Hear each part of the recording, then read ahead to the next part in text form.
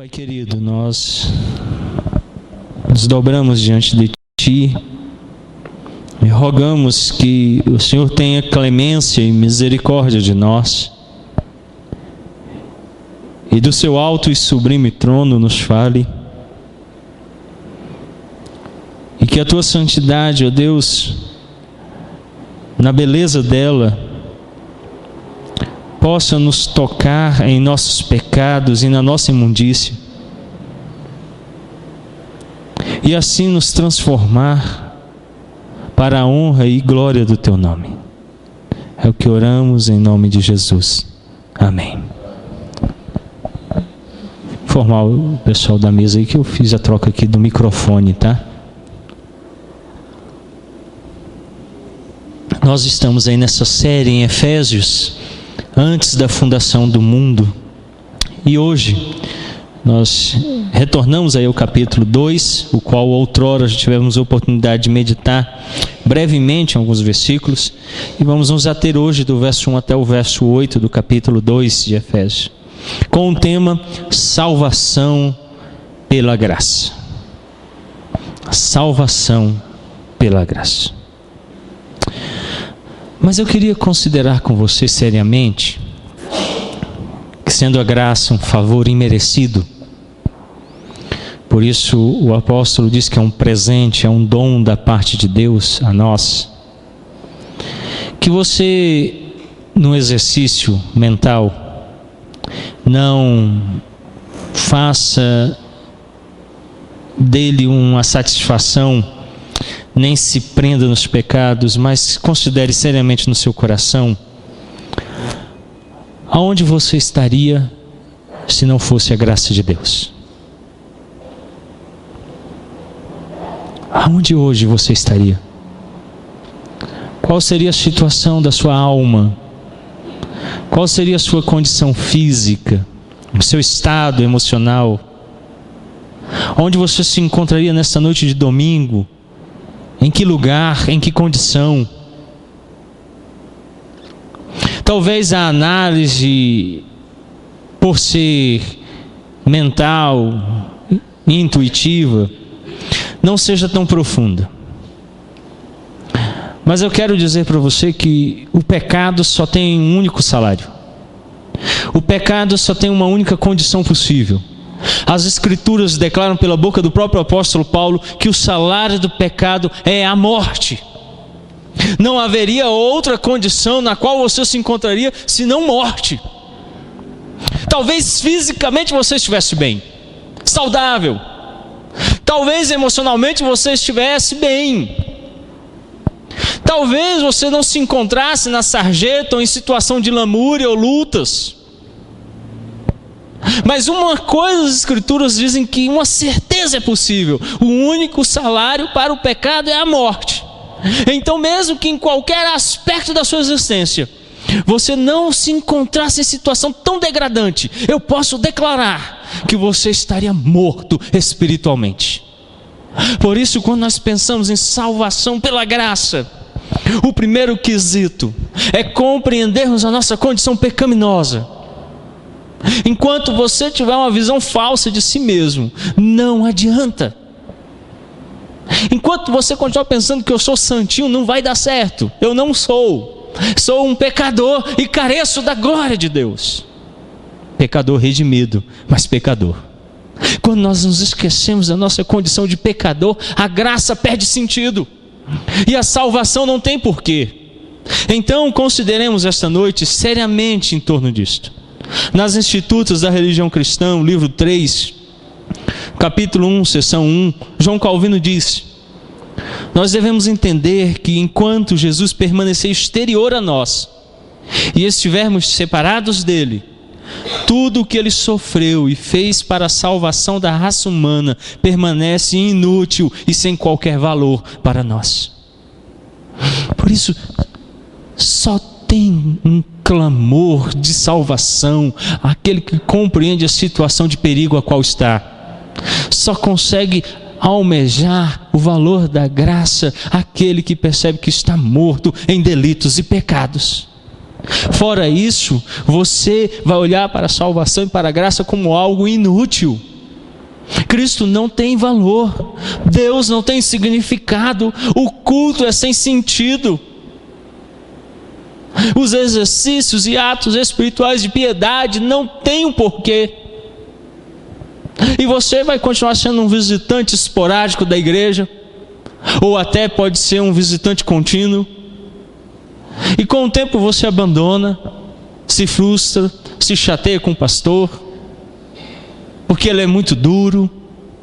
Com o tempo você cansa dessas programações repetitivas.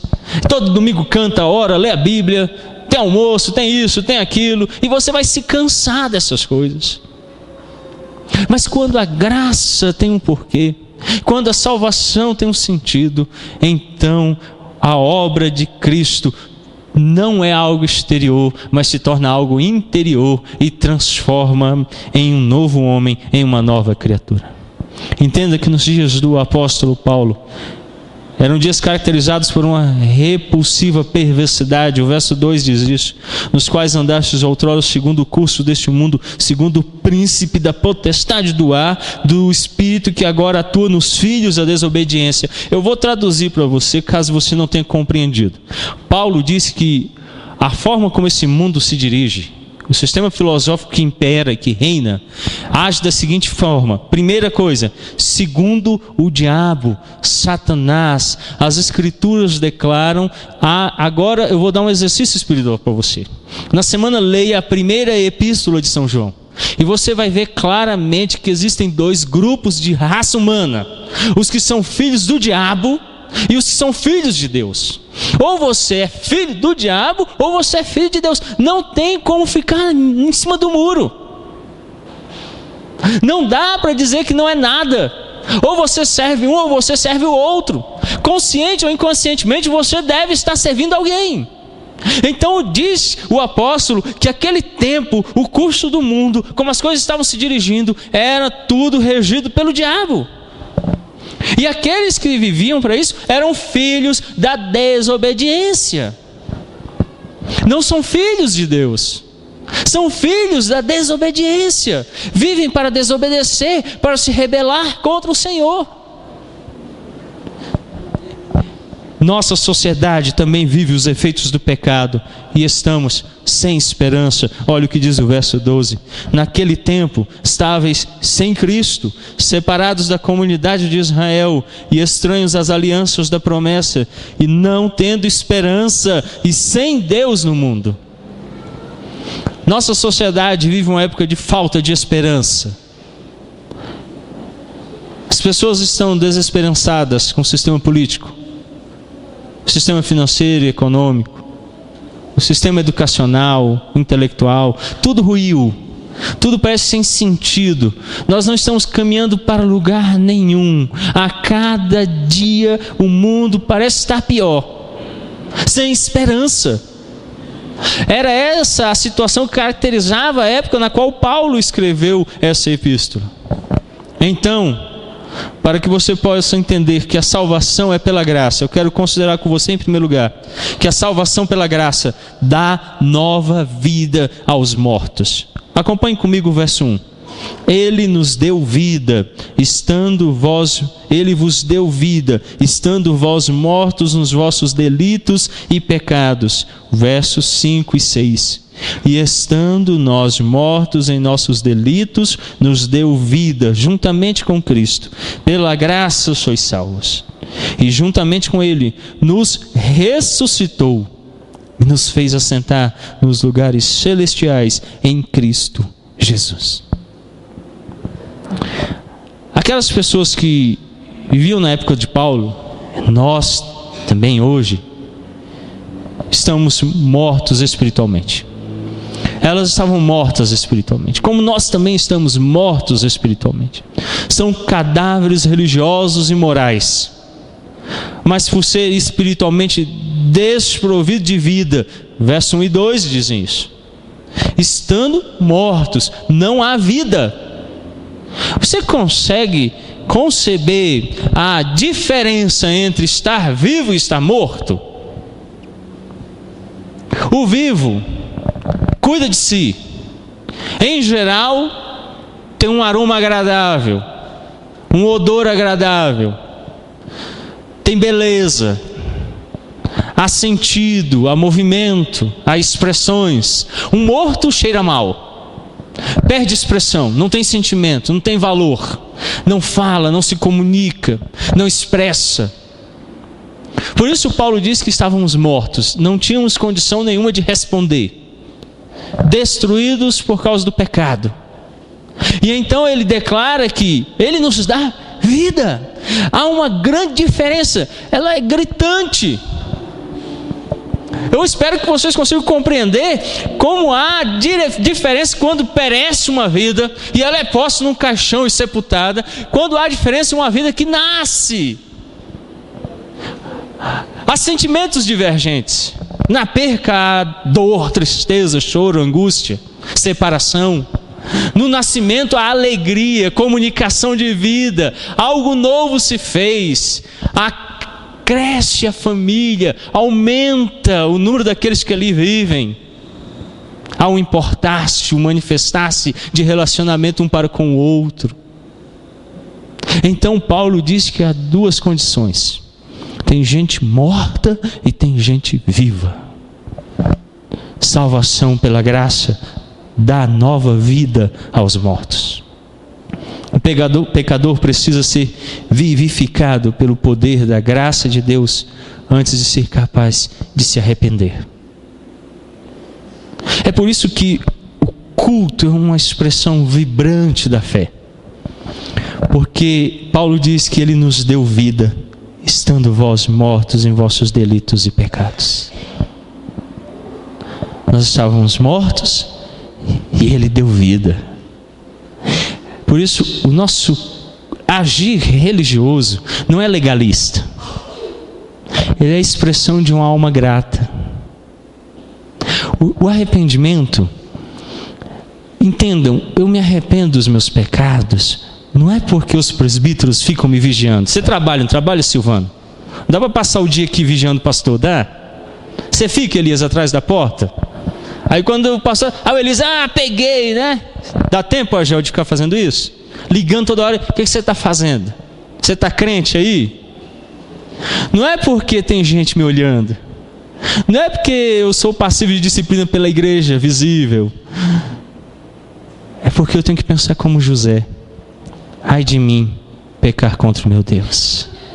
O arrependimento é uma resposta porque Ele me deu vida quando eu estava morto.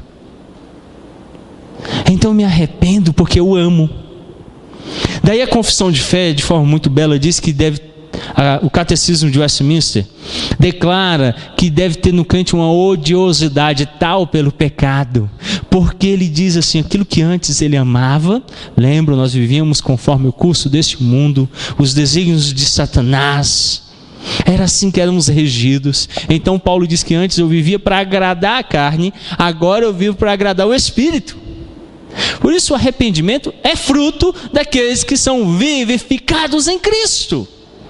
Arrependimento não é fruto de uma expressão de religiosidade, de atos litúrgicos. O arrependimento não é provido por movimentos. Não é um movimento de internet. Não é um movimento porque eu li um livro. Não é um movimento porque uma igreja começou a determinadas atitudes litúrgicas. É um movimento que parte da graça de Deus antes da fundação do mundo, na direção de quem estava morto e o vivifica. Então eu me arrependo por causa desse grande projeto da obra da graça. Não é dor de consciência. Dor de consciência o cara tem quando ele bebe muito e no outro dia tem ressaca. Aí ele fica, por que eu bebi? Nosso arrependimento, ele é mais puro, porque ele vem de uma ação de um Deus que nos vivifica pela graça.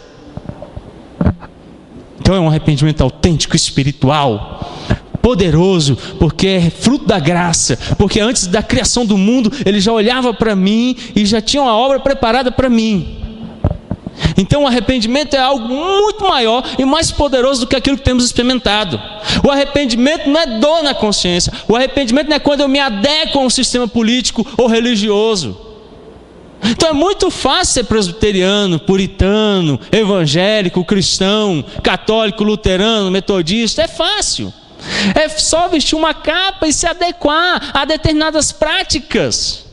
Mas o arrependimento é fruto da graça de Deus. O arrependimento é um ato espiritual tão poderoso que não há palavras que possam expressar isso. Porque estávamos mortos e agora estamos vivos. Salvação pela graça dá nova vida aos mortos. Parece que os não regenerados estão mortos em pelo menos dois sentidos. Por um lado, há uma insensibilidade às coisas de Deus. As belezas da santidade não atraem o homem em sua insensibilidade espiritual, nem misérias do inferno o detêm. Entenda, eu estou dando aqui características de gente morta. A primeira característica é que as belezas da santidade não atraem ele. Sabe, aqueles desejos. Nós estamos estudando Jonathan Edwards e nessa terça-feira nós vamos estudar o sermão dele, Pecadores nas mãos de um Deus irado. E eu fico vislumbrado com a capacidade que Jonathan Edwards tinha de ver a glória de Deus. Então entenda, se você não está morto espiritualmente, eu compreendo que você tem amor pelas belezas da santidade. Reunião de oração inflama a sua alma. Estudo bíblico inflama a sua alma. Ler as escrituras deixa você em chamas. Você se sente atraído por tudo aquilo que é santo. Adorar a Deus, louvá-lo, bendizer-lhe o nome, prestar-lhe culto, jejum, adoração, tudo isso faz parte daquilo que você mais deseja na sua vida. Não há outra motivação de ser. O Catecismo Maior, na primeira pergunta, declara que você foi feito, criado para glorificar a Deus e gozá-lo para sempre. Se você está morto, você não faz isso. Isso é característica de quem está vivo. Outra característica de quem está morto é que, pela sua insensibilidade, ele não reconhece as misérias do inferno. Isso não o detém. Ele não teme o juízo de Deus. O que nós vimos hoje pela manhã, no domingo passado, o que diz o profeta Naum sobre o juízo de Deus, não apavora. Não faz com que ele sinta na alma frio e temor. Ele não perde o sono. Peca e não teme o Senhor. Vive para o pecado. O seu senhor é o diabo. Ele vive conforme o curso deste mundo. Por isso ele não tem medo do inferno. Ele está morto. Morto, não tem expressão. Mas se você está vivo, eu acredito que o simples pronunciar do nome inferno deve fazer você tremer na alma, porque você concebe muito bem quem é Deus em seu juízo eterno e o que Ele pode fazer com aqueles que não se curvam diante dEle. Se você conhece a glória de Deus, você sabe do que eu estou falando. Se você sabe da santidade dele, você experimenta aquilo que diz o profeta Isaías. Quando você se depara com ele, então você diz no profundo do seu ser: ai de mim, eu vou perecer. Mas se você não conhece a glória dele, você não treme, você não tem sensibilidade espiritual. O amor de Deus, os sofrimentos de Cristo, as súplicas fervorosas por tudo que é eterno e por tudo que é terrível não os afetam. Olha o estado que essas pessoas estão, por estarem sensíveis espiritualmente falando, mortos.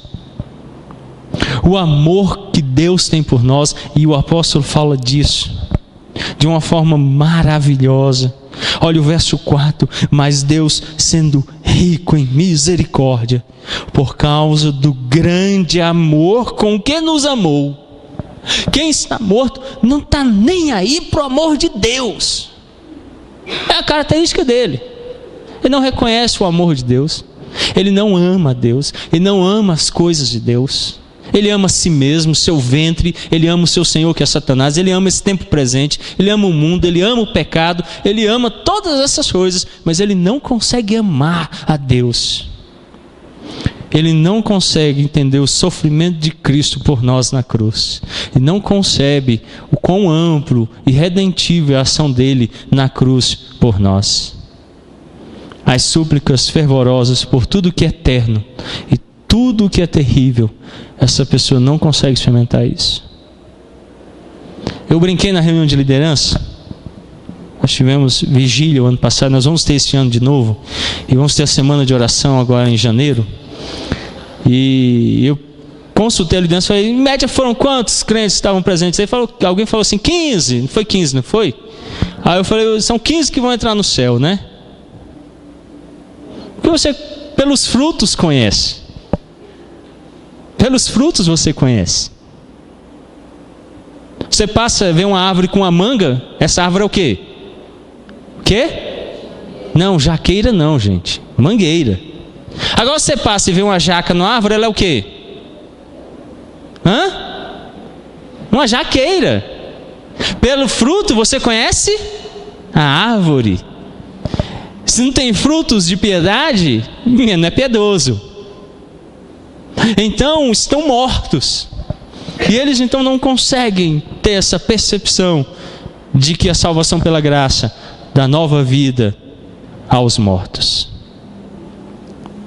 Por outro lado, há também uma incapacidade. O cadáver não pode se levantar do túmulo e voltar à cena e à sociedade do mundo vivo. Uma outra característica que Paulo apresenta quando ele diz que estão mortos é que essa pessoa é incapaz. Eu quero que qualquer arminiano me responda agora. Como pode haver vida em um morto? Como pode haver expressão, resposta, ação, reação em alguém que está morto?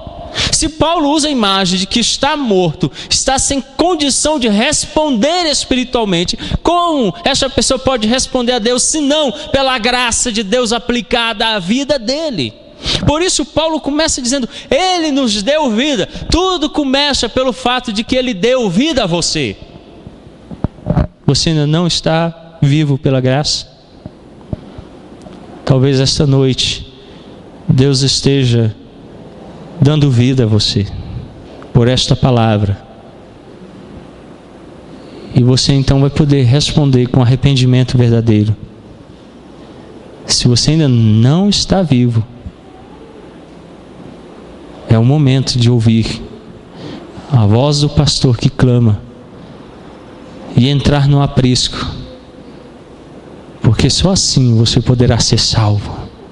Se você ouvir a voz dele, ele vai lhe dar vida, porque você está morto em seus delitos e pecados.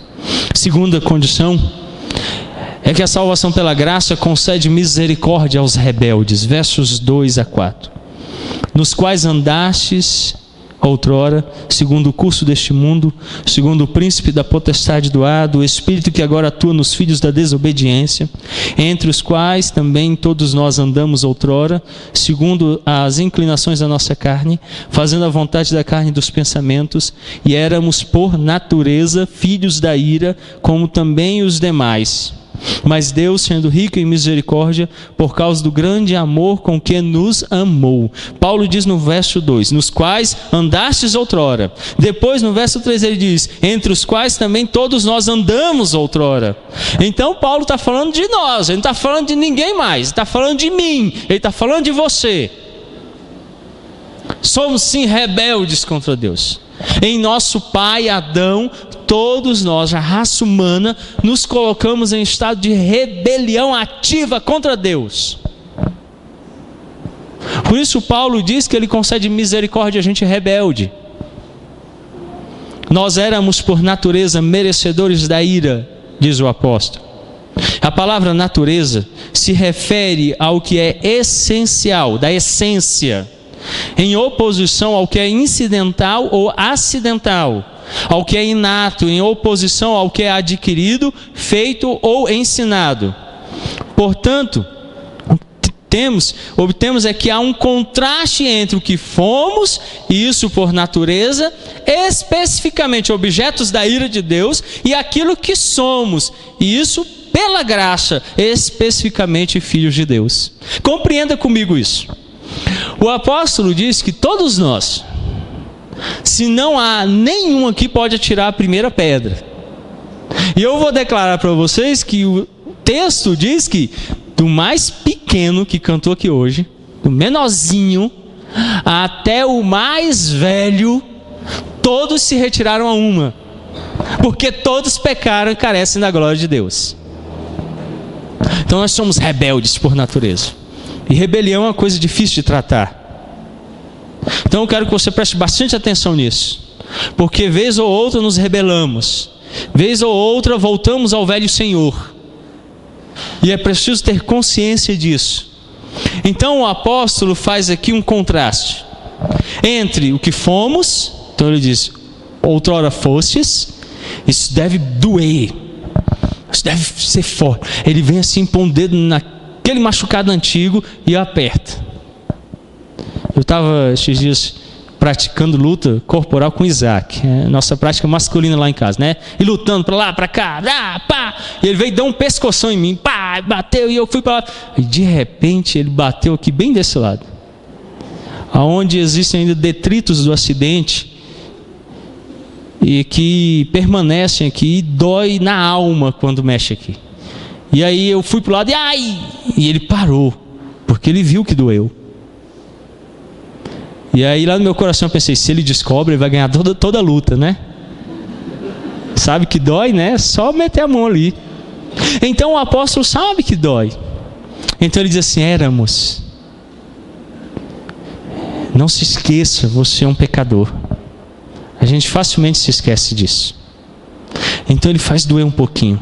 E ele diz assim: nos quais andastes outrora, segundo o curso deste mundo, segundo o príncipe da potestade do ar, do espírito que agora atua nos filhos da desobediência, entre os quais também todos nós andamos outrora, segundo as inclinações da nossa carne, fazendo a vontade da carne e dos pensamentos, e éramos por natureza filhos da ira, como também os demais.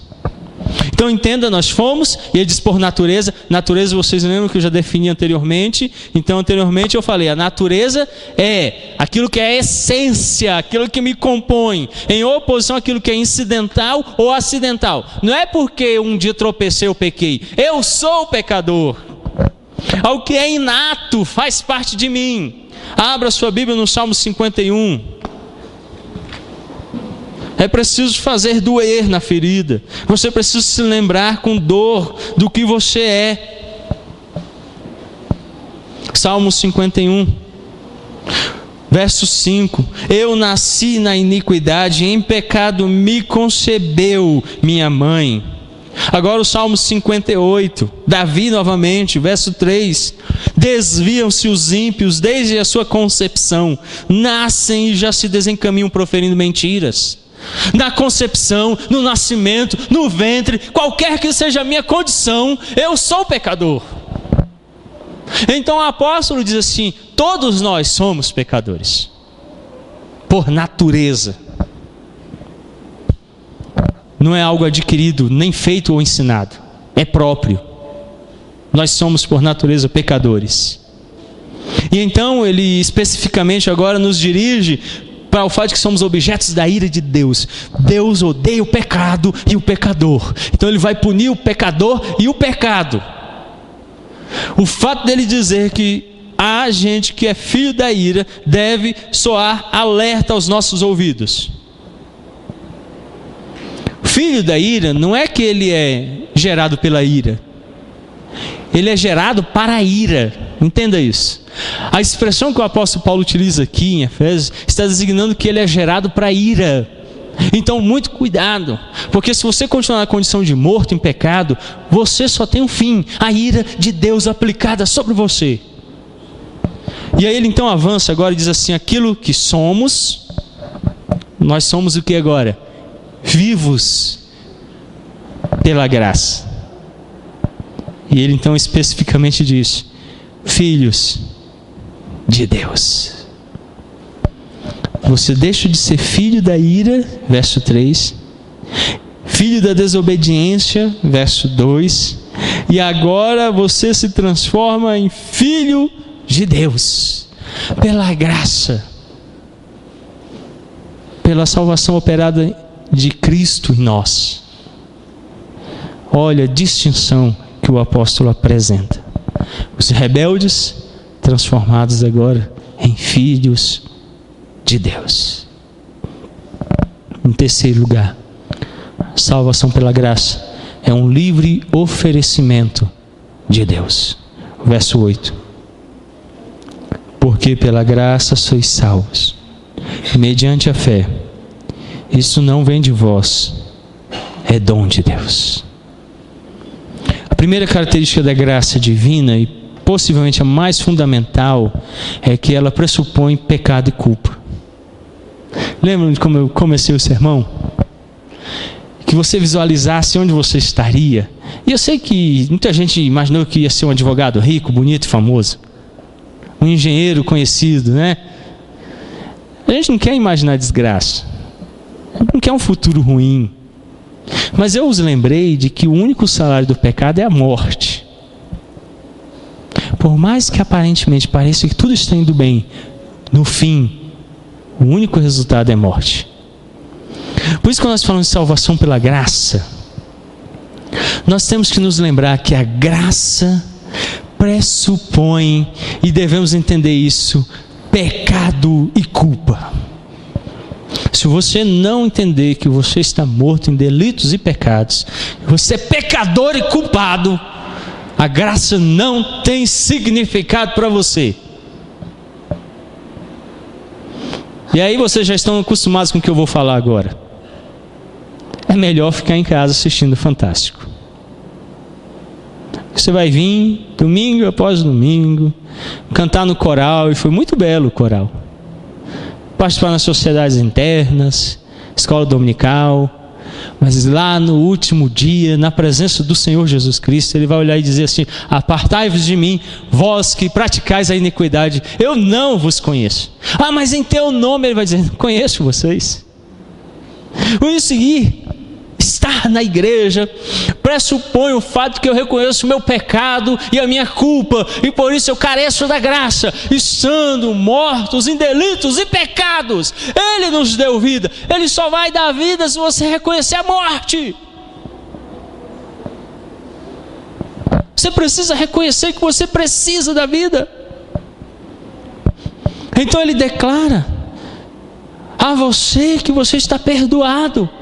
Mas sem reconhecimento da culpa, desse estado, e o apóstolo nos lembra no ponto anterior, ele nos chama de novo e toca nas feridas e diz assim: vocês são pecadores. E a gente vai esquecendo do pecado, e a graça vai perdendo sentido, a salvação vai perdendo seu lugar na nossa vida, e a gente vai se tornando crente mesquinho,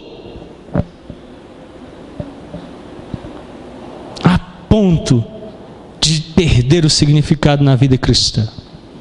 Mas se você estiver olhando para a graça, meu irmão, os puritanos vão ser história, porque as pessoas vão ver piedade na sua vida.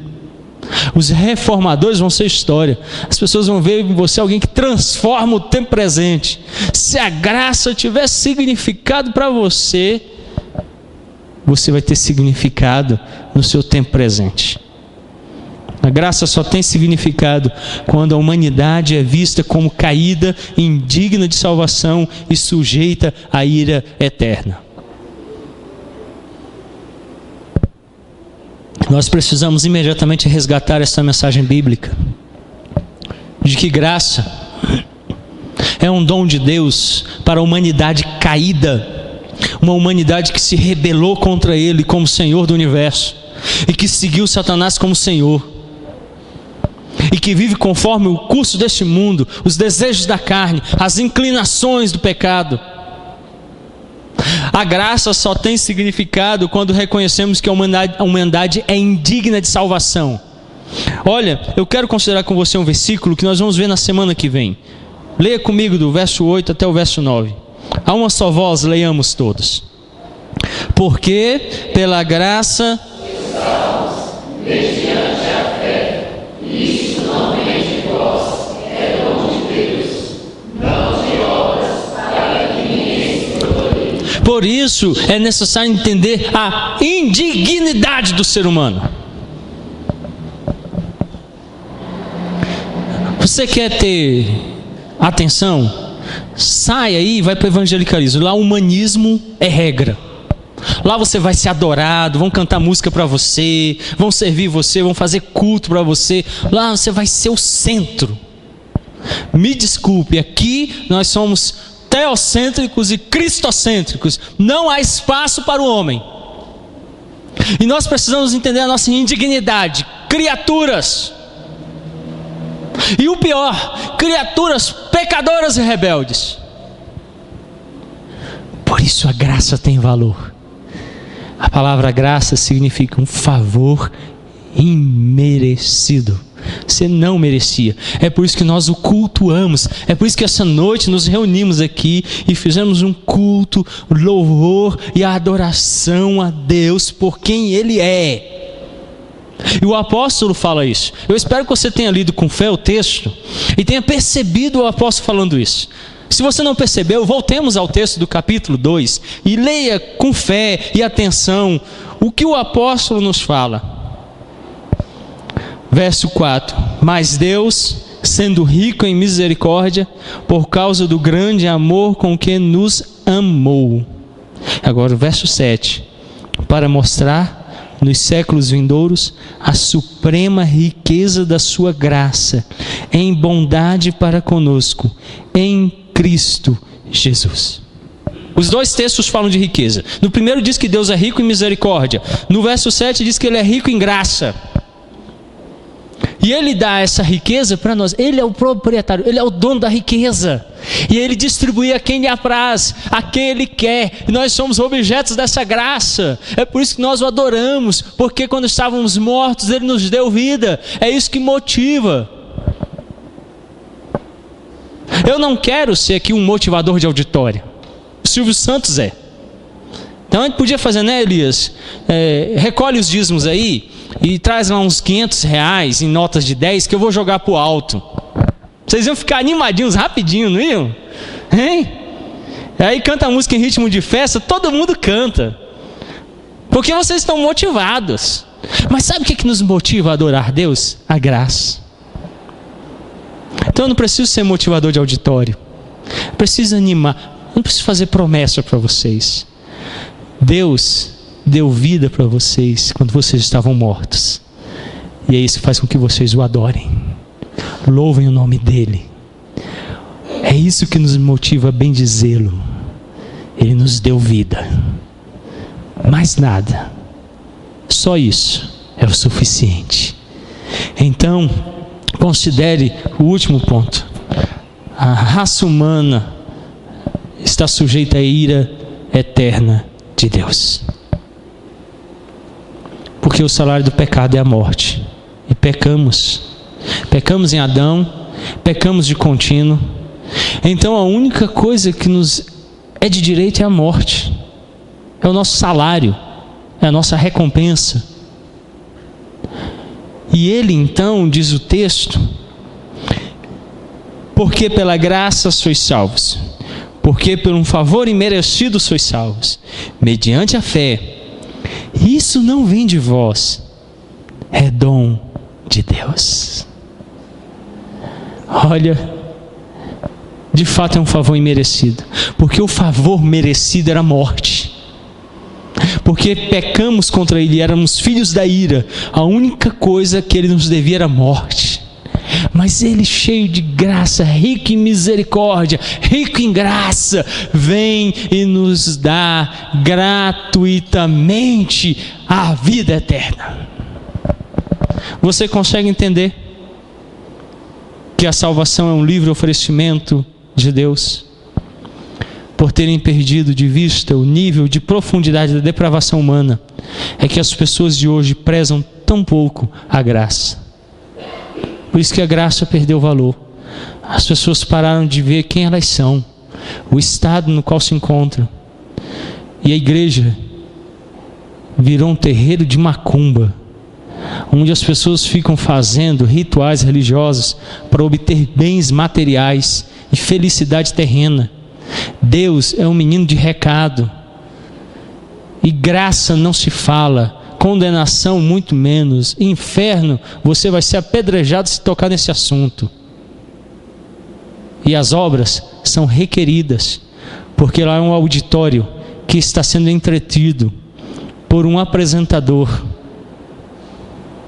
Mas eu não quero que você seja assim. Eu quero que você compreenda a profundidade da graça de Deus, como ela se aplica à sua vida, a você como um pecador, e como é que ela livra você da condenação eterna do inferno e transforma você, resgatando de um estado de quem estava morto e lhe dando vida. Curva a sua fronte, feche os seus olhos, vamos orar, vamos falar com Deus. Pai querido, de fato, somos pecadores. Tem misericórdia de nós.